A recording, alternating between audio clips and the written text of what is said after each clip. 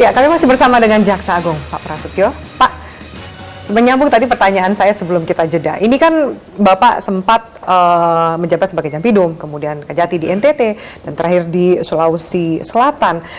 Bagaimana Anda melihat, Pak, penegakan hukum di Indonesia? Penegaknya dan juga penegakan hukumnya. Jujur harus kita akui ya. Karena tidak perlu harus kita tutupi. Kalau kita lihat apa yang dirasakan oleh masyarakat dan apa disuarakan oleh mereka, memang ada sebagian masyarakat yang belum puas dengan penegakan hukum kita di Indonesia. Ada mengatakan tidak konsisten, ada mengatakan bahwa hukum kita itu tumpul ke atas, tajam ke bawah. Itu semua bisa kita pahami. Dan itu justru tantangan kita untuk bagaimana menjawab dengan bekerja keras untuk menekan hukum dengan sebaik-baiknya. Ya.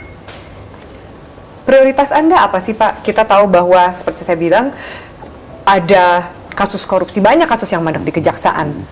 Plus ini jaksa-jaksa banyak juga yang nakal. Bagaimana Anda kemudian semua perkara yang ditangani oleh kejaksaan dan aparat penegak hukum lainnya tentunya harus melakukan sama, meskipun ada di skala prioritas kan. Katakanlah sekarang memang orang demam untuk harus melintas korupsi secepatnya dan tuntas. Tapi ada juga perkara lain yang bukan korupsi yang harus ditangani juga pada saat yang bersamaan. Dan itu semuanya harus kita kerjakan. Nah ini juga yang tentunya harus difahami oleh masyarakat. Ada memang sementara para penegak hukum khususnya kejaksaan yang itu oknum saya katakan ya, yang belum memenuhi harapan masyarakat dari sisi integritasnya dan dari sisi kesungguhan kinerjanya. Dan ini harus kita tentunya pilah satu persatu. Kami punya kebijakan untuk menerapkan punishment and reward, khususnya bagi jaksa yang tentunya berprestasi harus berikan ganjaran.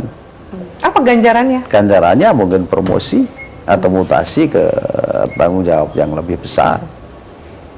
Dan sebaliknya mereka yang melakukan kesalahan, kita akan lakukan penindakan.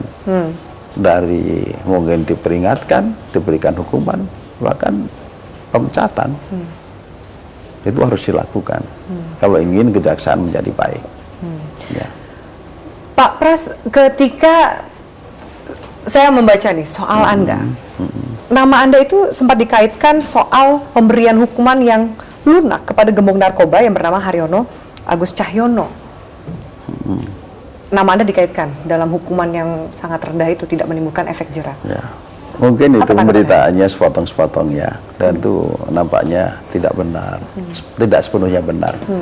Saya ingat itu kasus yang berkaitan dengan narkotika psikotropika Jakarta Barat mungkin ya, tahun 2005-an kalau salah itu saya masih ingat. Karena kenapa saya ingat? Karena itu ternyata menimbulkan permasalahan. Dan itu akhirnya ada follow up penanganan yang harus kita lakukan. Ya. Agus Cahyono, memang waktu itu kalau nggak salah ada dua terdakwanya. Satu diantaranya Agus Cahyono. Memang betul. Saya sendiri marah waktu itu kenapa Agus Cahyono dihukum rendah. Anda justru orang yang marah. Tanpa setahu saya, yang mestinya kasus itu harus dikonsultasikan kepada Kejaksaan Agung. Tapi ternyata tidak. Sementara satu lainnya yang kita tahu belum dituntut waktu itu, saya minta dihukum maksimal. Timbullah kemudian tersiar di masyarakat, terblow up. Pada kemudian ada sementara jaksanya yang memang melakukan penyimpangan dan perkara itu. Dan mereka dipecat. Mereka dipecat? Karena permintaan saya. Jadi kalau saya dikatakan saya menghukum rendah itu, ya mungkin dari dua terdakwa itu satu rendah, tapi satu tinggi sekali. Yang rendah saya tidak pernah tahu sama sekali. Pak, ada komentar juga soal Anda, dikatakan Anda tidak terlalu menonjol dari sisi prestasi Anda saat di kejaksaan. Ada yang mengatakan karakter Anda ini kurang tegas. Sebenarnya karakter Anda itu seperti apa sih, Pak? Karena juga kan dibutuhkan sebuah karakter yang leader, seorang pemimpin dalam membenahi banyak hal di Kejaksaan Agung. Mbak Afi boleh nanyakan ke lingkungan kejaksaan bagaimana saya? Dan saya bertugas di beberapa tempat, boleh bertanya di tempat saya ditugaskan. Ya. Saya tidak pernah berkompromi dengan mereka siapapun yang melakukan penyimpangan dalam melaksanakan tugas. Itu karakter saya. Itu karakter Anda. Karakter saya. Tanpa kompromi. Tanpa kompromi. Oke. Dan Baik. itu saya lakukan dengan persisten. Pak Pras, Itu buktinya seperti itu. Kasus Agus Sayono. itu kan Anda Saya yang harus mendesak supaya rekan-rekan jaksa internal bersangkutan. sendiri ya, Pak? Iya. Saya mendesak supaya jaksa itu diproses dan dijatuhi hukuman. 2 diantaranya dipecat. Oke. Pak Pras, apakah ada pesan dari Presiden Jokowi ketika melantik Anda di istana? Tentunya ada. Apa, Pak? Beliau mengharapkan tegakkanlah hukum dengan sebaik-baiknya. Perbaiki yang kurang, tingkatkan yang sudah baik. Dan terus kita kerjakan.